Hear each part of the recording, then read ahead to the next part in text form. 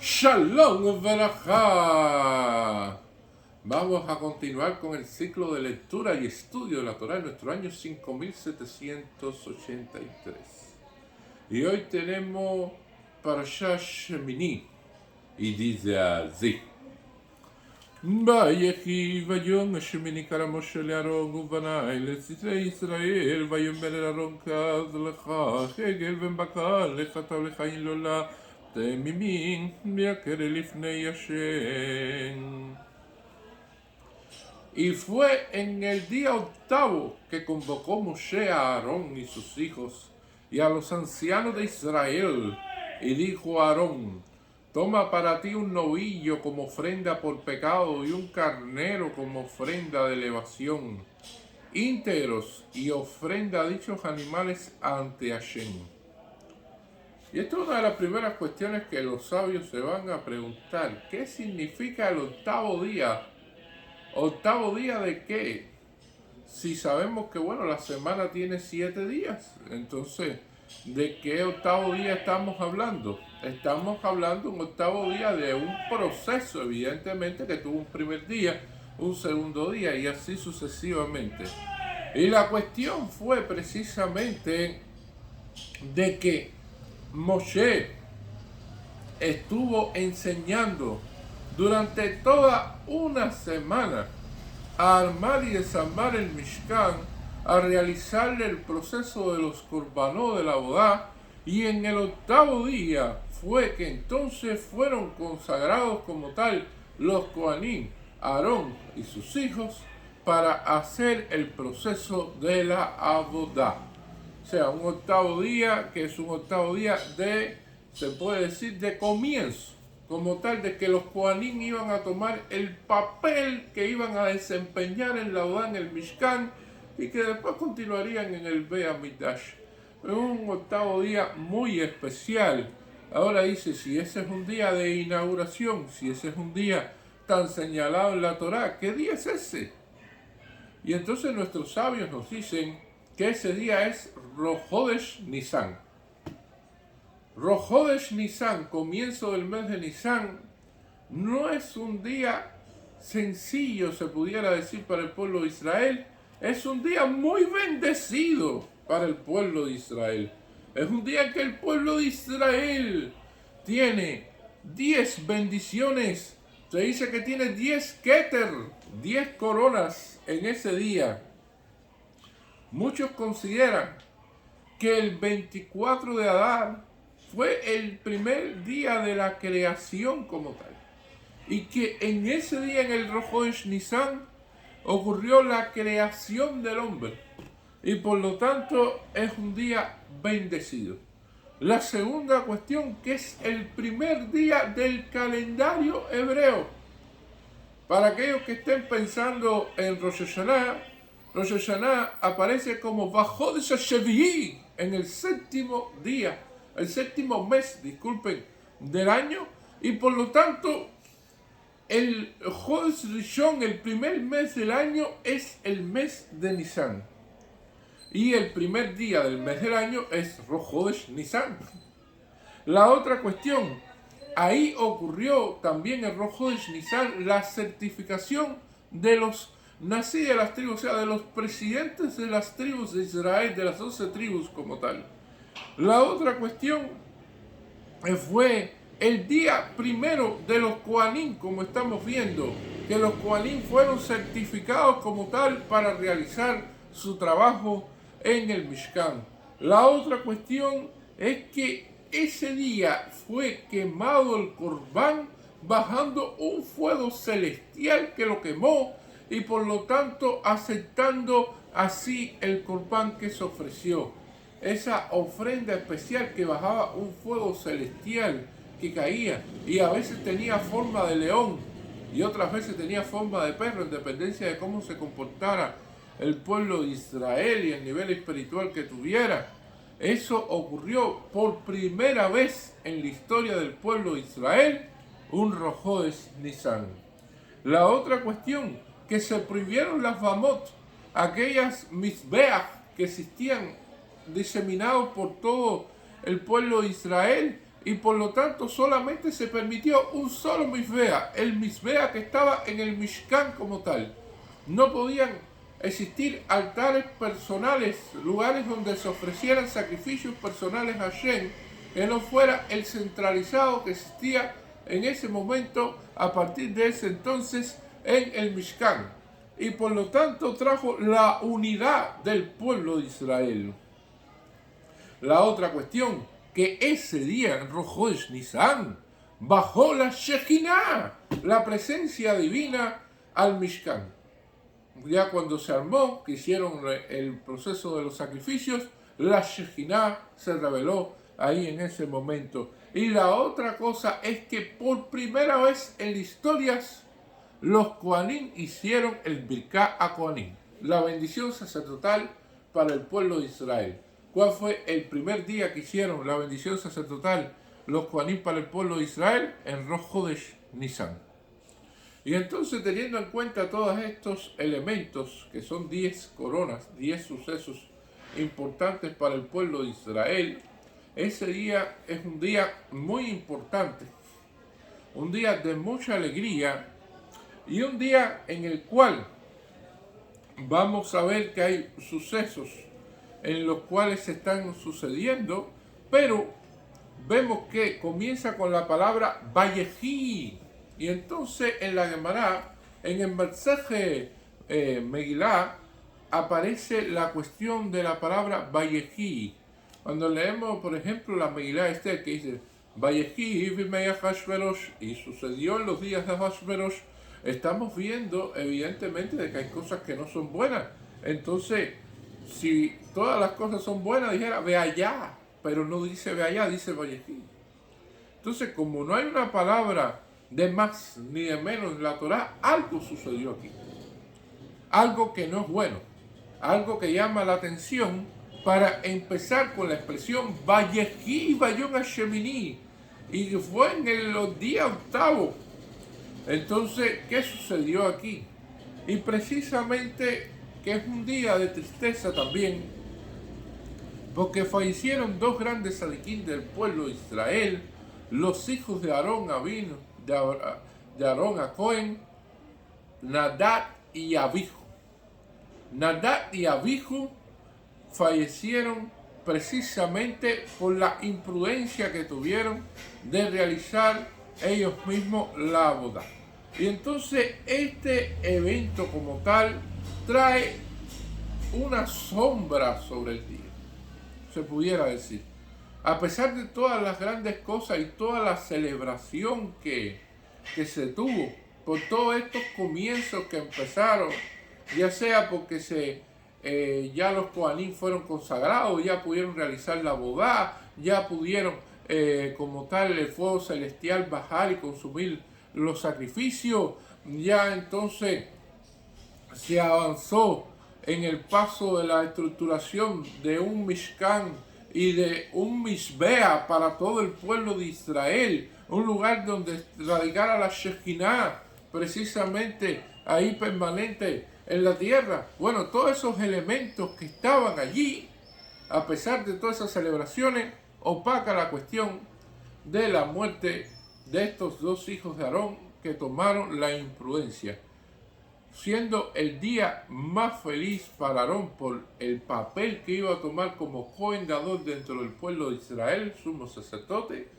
También fue un día que no fue bueno en el sentido de la muerte de sus dos hijos, y tuvo que realizar todos estos procesos sin precisamente cambiar su actitud ante el pueblo de Israel. Es una de las condiciones que tiene un líder, que por muy difícil que sea el momento, por muy complejo de que sean los asuntos familiares, ante la situación del pueblo, ante la situación que vive la nación, entonces tiene que dar el paso al frente siempre y realizar su trabajo.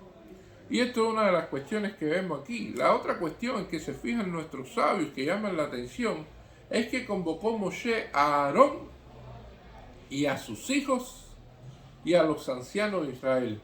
Y esto lo hice en orden, en la forma en que fueron convocados. ¿Por qué? se pone a los hijos de Aarón por delante de los ancianos de Israel. Y estos no son cualquier anciano. Estos ancianos son profetas. ¿Cómo le van a dar a estos ancianos menor cabot que los hijos? Debiera ser, si son personas ancianas y son profetas, entonces y ocupan un lugar dentro del pueblo de Israel, deberían ir primero que los hijos de Aarón. Pero la cuestión que nos dicen nuestros sabios y parten desde el punto de vista que Aarón y sus hijos iban a trabajar en el Mishkan, iban a realizar labores como tal, como Kohanim. ¿Y cuál era la función que iban a realizar estos ancianos? Observar. Iban a mirar, iban a testificar a partir de su observación de que Aarón fue escogido como Cohen Gadol, no porque era hermano de Moshe, sino porque Dios lo designó así, y de que los hijos de Aarón eran dignos para seguir con la Keuná, y esta cuestión se tenía que ver a partir de la observación, y no todas las mifot, ni todas las cuestiones del pueblo de Israel llevan un proceso de práctica, mas como esta cuestión está entre la vida y la muerte, porque trabajar en el Mishkan, donde está el Aarón y donde están el Mizbea y todas estas cuestiones, las equivocaciones pueden costar la vida. Y se ve aquí, y se vio en otros pasajes del pueblo de Israel. Por lo tanto, hubo necesidad de que Moshe enseñara durante 7 días cómo se hacía esto y repasar una y otra vez con Aarón y sus hijos, para que entonces en ese momento ellos que iban a trabajar, entonces los ancianos que estaban allí miraran y vieran de que se hizo todo de acuerdo a como Dios se lo explicó a Moshe, y que se hizo de tal manera de que Hashem estuvo tan bien complacido con lo que se realizó, y que evidentemente a partir de ese momento en que Hashem estuvo complacido con el trabajo realizado, entonces no quedaría duda ante el pueblo de Israel de que Aarón y sus hijos estaban haciendo las cosas correctamente. Y una de las cuestiones interesantes que va a aparecer aquí, que baja este fuego celestial y quema el corbán, pero nuestros sabios nos dicen que cuando quema el corbán, no solamente en la ofrenda lo quema completo, sino que deja una parte como tal cocinada para que sea compartida con las personas y que se pueda comer. Increíblemente es la forma de compartir una comida con Dios. Y eso es algo realmente único. Porque si nos ponemos a pensar, y conozco amigos que han tenido cenas importantes y que han pagado por eso. Conozco amigos que han pagado $100,000 por cenar con Barack Obama en su época, en una recaudación. Y entonces, cuando lo hicieron, precisamente pagaron por cenar con un mortal. ¿Cuánto costaría cenar con Hashem? No tiene precio. No tiene precio, precisamente. Y es una de las cuestiones que pensemos, besar a Hashem, que se retomen cuando tengamos el tercer Beit HaMikdash. La otra cuestión estamos viendo aquí es que toma para ti un novillo como ofrenda por pecado. Y esto es de que Aarón debe tomar para él. Dice, Vayomer el Aarón, Kasleja, toma para ti. No es de que tome de otra persona, sino que le cueste a él de su dinero. Kasleja. ¿Por qué? Porque va a ser capará, ofrenda por pecado. Y entonces los sabios dicen, pero la primera ofrenda que tiene que ser Aarón a Cohen es ofrecer un sacrificio. ¿Cómo es posible? De pecado. ¿Cómo es posible? Debería haberse sacrificado, no sé, algo que sea de agradecimiento de esta cuestión. La primera ofrenda que hace Aarón a Cohen es de pecado. Una ofrenda hatat, como se conoce. ¿Y qué sucedió? ¿Cuál es la explicación lógica de esto? Nuestros sabios dicen de que Aarón primero tenía que hacer capara, expiación por todo lo que había hecho, limpiarse él y establecer las mejores relaciones con Hashem, para entonces interceder y hacer ofrendas para el pueblo de Israel. Si usted quiere hacer algo por los demás, primero sea ejemplo en ese algo. Y si usted va a hacer algo, precisamente tiene que ser un ejemplo. Y esta es la cuestión que estamos viendo aquí. Tiene que hacerlo con su dinero y espiar el pecado.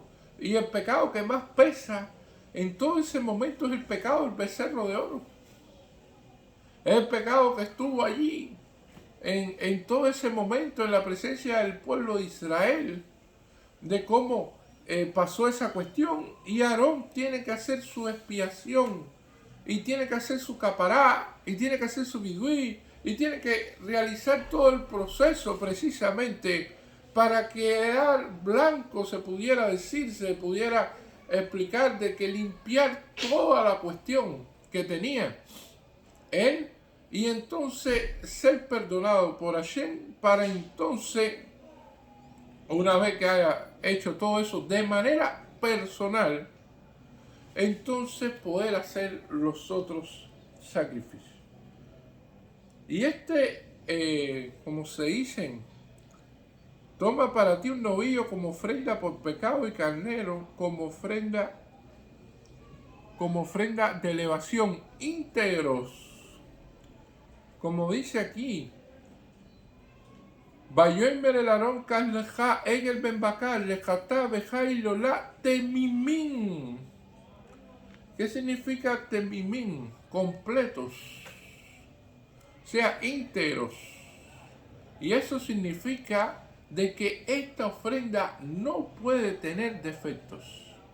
Los animales que se ofrecían en el Bet Amidash y en el Mishkan no tenían defectos. ¿Y qué significa que no tenían defectos?